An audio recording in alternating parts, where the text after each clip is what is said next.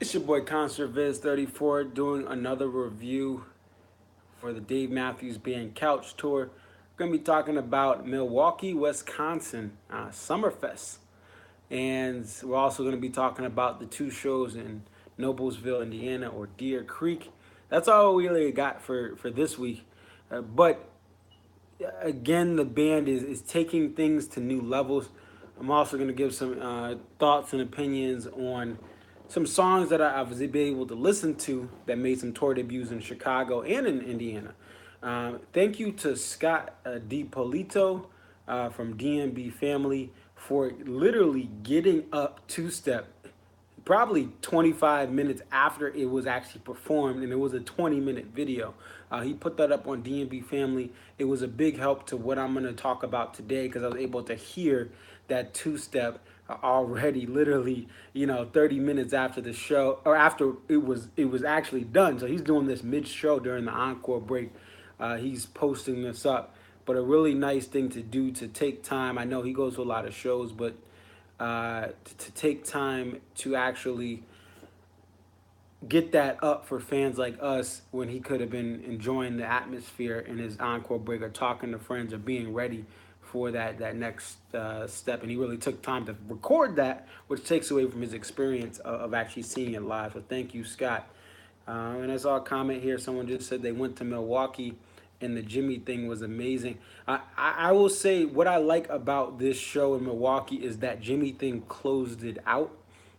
I think it's nice that, again, what this band is trying to do this year is they're giving you more variety. Jimmy's closing. Gray Street, back when I went to the show in Mansfield, it's in the middle of the set. Even when we get to Indiana night one, Deer Creek night one, the Stone is further down the list instead of being just an opener or a two spot. I think that this is, again, a great thing about this tour. And many people, oh, it's the same set and it's just moved somewhere else. I still like that because you have Jimmy Thing that closes the show, and then it's at a different spot. It's at a different point in the fan experience. It really makes for more variety, and it really mixes things up. This band has never been a band, again, that plays out the songbook or catalog for its tours, except when it was in its early beginnings and they had limited stuff. And even then, there are certain songs they held off for special occasions. I think that's what the band needs to keep doing. But I do like that they're mixing up where they're putting songs. The other thing about Milwaukee is we have a tour debut of Heroin out for the full band. Now it's Dave's solo, but it is with one of the full band shows. And I had said, Hartford and Mansfield that I went to, those shows may have not been the right moment for Heroin out. Those crowds were rowdy. Those were loud. In Hartford, 22,000 people on the lawn. Not the best environment, but here on a Sunday, they whip out Heroin out. Sounded amazing from the recordings, and it's good that they had that. And we want to now take a look at Indiana, because again, Milwaukee was great. Many people did the Chirac Milwaukee experience. Now you probably got certain new songs repeated, like a Samurai Cop was played very frequently, I think in every show there. The Chicago, Milwaukee. But at the same time, you got a lot of different things. Now, I want to take a moment, actually, before we get to Indiana, let's talk about Sledgehammer, because I was able to finally listen to it here. And I actually listened to the one in Noblesville at Deer Creek, but it was premiered over the weekend in Chicago. But Sledgehammer is better with Buddy. Okay, it's better with Buddy Strong and without Boyd, and that's a good thing that they're doing. They're utilizing, even if it's a small touch of keys, you're doing these covers that are going to benefit the current outlay of what the band is. During a Sledgehammer, Boyd's gonna be sad. Oh, I don't get to play, or maybe he has a small part. I can't remember. Caught that back in 2014 in Hartford. But long story short, it's nice that Buddy is getting time to play the little effects at the beginning, and then the organ and the keys. So that was great. And then I want to talk about night one now. We'll go to Deer Creek. I want to talk about night one of Deer Creek because we really have, to me, it was the best night one of the tour so far. And the funny thing is, after Camden, people were like, "Oh, it's such a cookie cutter set." Oh man, like it's such, and it was but that's a night one usually. But this night one in Deer Creek, man, you had a pig, you have a stone, and those are tour debuts. And you have a Kill the Preacher tease. You have, and then just regulars that have been around that are good. You have a 41. You have a Sledgehammer. And it's like they really, especially it's top heavy to be honest. The bottom of it, like if you go from, I would say after after 41, the rest of the set is cookie cutter. But I mean, again, they're playing these songs great. You know, the Crash Into Me's, the YAM's, She's a New Song, but to me it's at the bottom of the new songs as far as ranking. A You and Me, a Jimmy, a Space Between. And then you end it with Too Much. Too Much is a great way to end. But to me, the top heaviness of this, again, they're switching up. They're having some spontaneous changes where the top half of it, if you weren't there, if you were there a little later, you were stuck in line or stuck at the bar, trying to get a drink, or stuck at the wherever they serve alcohol there, you missed a great first half, or maybe the first, because Pig was second. But Trippin' Billy's four. That's great. And they played that in some of the DMB two sets. They played it early in the night. But still, to have a Trippin' Billy's four, again, variety. But night one, what a set list. And to be honest, before we get to night two of Deer Creek, I would almost, just from set list alone, take away how great two step was played. I almost would have wanted to go to night one. And this is just because of me and my preferences. I love two step, don't get me wrong. And this was a historic two step that you saw in Deer Creek. But I love Pig. I love the Stone. I love 41. Um, and I have all those songs. And recently is dope too. It's a song that continues every time I hear it more. It grows on me. I was not a fan of the band when it first came out. So it's something it's one of those oldies that I didn't get to see when it was live and premiered. So, and then even again and again, I mean, that song is awesome live, hearing it in Mansfield this year and many times in the, and what was that? That was back in 2016. I think I caught it twice. But and a Sledgehammer too. I mean, the songs itself, because to me, I would rather have a Stone any day over a two-step tour debut. I don't care. I don't care. Tour. Again, I'm gonna talk about how great two-step is in a second, but I'd rather have a Stone in my show than a two-step tour debut. I'd rather have a Pig in my show than a two-step tour debut.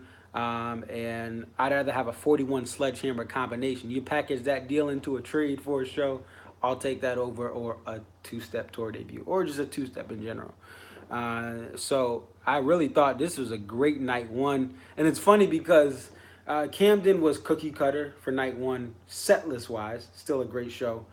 But people were complaining after night one that we're going to night two, like, oh my gosh, it's going to be so predictable night two of Deer Creek, because night one they whipped out all these debuts, which is silly because night two still it burnt down the house.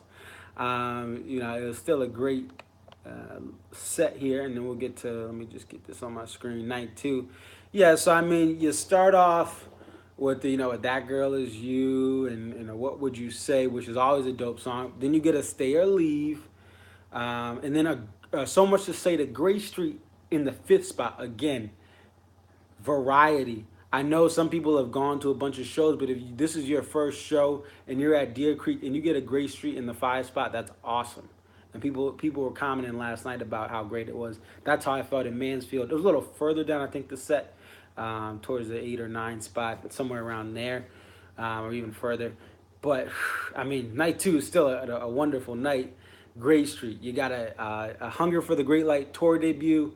You Might Die Trying at the 9 spot. Again, I cannot stress enough how great it is when you hear songs that typically close sets in one spot and songs that maybe start sets going towards the end. It's just mentally and energy wise, it does make things different. It's like running a cross country trail backwards. Um, I'm a runner, so I like that. Like it's like, oh, this is kind of a different course. You know, the elevations are reversed. Your body has to adjust. So you got a Can't Stop to Nancy's to Warehouse.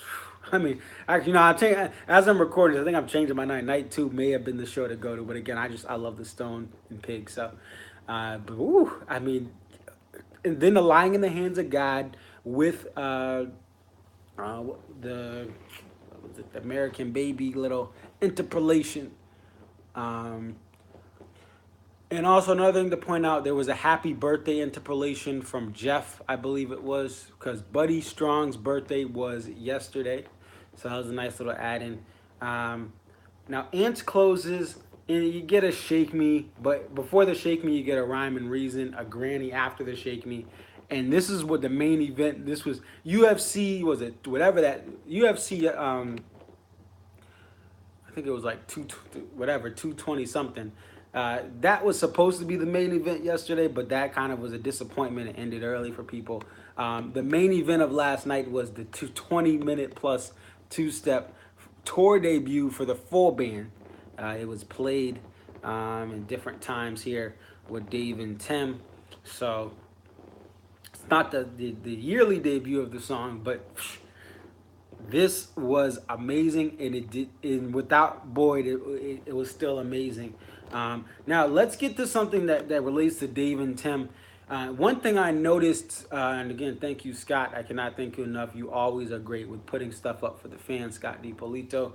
Listening to his recording, you have a "I Want You, She's So Heavy" Beatles cover or interpolation by Tim. So not being sang, but being played by Tim. Now, why did this catch my eye? Because this is actually something that I experienced with Dave and Tim last year at Saratoga Springs, aka SPAC. So night 1 of SPAC last year, Tim does a medley by himself, and he plays that as part of the medley. So now he's putting that into two-step. I thought that was dope. It caught my eye. It took me back to being at that show. And that, you know, he was working on this, he's had this in the works, and boom, adds the two-step, brings another layer. The other thing that caught my eye, and this may be a little bit of a negative, but the beginning of two-step mix-wise, I'll have to see how it sounds when we get a taper version, but listening to Scott's recording, it was hard to hear Dave's guitar. I think Dave's guitar should have been more isolated or turned up, like when you get into a Warehouse. When at the beginning of Warehouse, you hear Dave's guitar clearly. I felt like it was a little muffled due to the other instruments, but it could have just been that, you know, Scott's recording off what I'm guessing is a cell phone or smartphone, so it's hard to distinguish. But you know, that part, Boyd's plucking and things like that are a huge part. I'm not saying I'm gonna cry over it, but I just think they need to get the sound right for that potentially. We'll see how it sounds. And if you were there, let me know how it sounded as far as two-step at the beginning. Now, once they get out that intro, everything else is straight flames. It's 20 minutes of amazing energy, passion, fan reaction. And by the way, this isn't even the encore. This is the set closer that they played two-step. So I'm sure everyone was waiting for it to be potentially every major stop. Deer Creek's was gonna think it. I'm sure Chicago thought it. Camden probably thought it too. And Hartford, they kind of teased it a little bit when I was there. And then allegedly Rashawn's like, nah, we ain't playing that, because people just try to dictate and try to be CEO of the set list sometimes, even though I ask for stuff. But anyway, people try to just tell them at the stage, say, they yell out a song and it's annoying and absurd. So, I mean, two-step, wow, it's just, you have to watch it for yourself. I'll try to post it, and after I upload this or save this live stream, I'll try to get the link for Scotty DiPolito's YouTube version of this. It's the same thing from a smartphone he put to GNB Family. But this thing just goes. The energy, the solos, the ending it just keeps getting heavier and heavier and builds up to the end. And this band, it's proof in the pudding that this band is inspired. And I don't want to make any changes to this band. I know people are still pulling the oh, oh, we need a violinist. Oh, we need a guest violinist. We need this. We need that. At this point, you can't mess up the chemistry of this band. I don't. I really don't want a violinist next year, to be honest. And we're not even. I'm not even at Saratoga Springs, fam. I'll be there next week for night 2. Maybe I'll see some of you guys. Although I'm coming very late, I'll be there just either in time for the set beginning or the end of the first or second song, just because I'm coming from an engagement where I have to play guitar. It's in Connecticut. That ends at 6:30, and I'm just speeding through, be trucking, Grateful Dead style to Saratoga Springs. But I don't even before that show, I just have a feeling, keep this group together, let them play another year together. You know, Lord willing that they're able to come back next year. They're on fire. The two-step, again, listen to it. If you haven't had the chance, search two-step 7718, straight fire. That's all I can say. And this band is inspired for sure. But thank you guys for watching. Let me know what you guys think. What are some of your favorite moments of this last week? Milwaukee starting off, or yeah, because Sunday's the beginning of the week. Yeah, so Milwaukee, Indiana for the Deer Creek shows.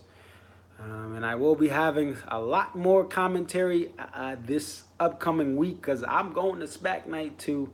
Hopefully be listening to SPAC Night 1 on the Sirius XM app. And so we'll have some thoughts and opinions on those things. And then when I get back next Sunday, after I get some sleep, I'm definitely going to give a review of the SPAC Night 2. Other than that, it's your boy ConcertViz34. Thank you for watching. Definitely like, comment, subscribe. Otherwise, I'm out.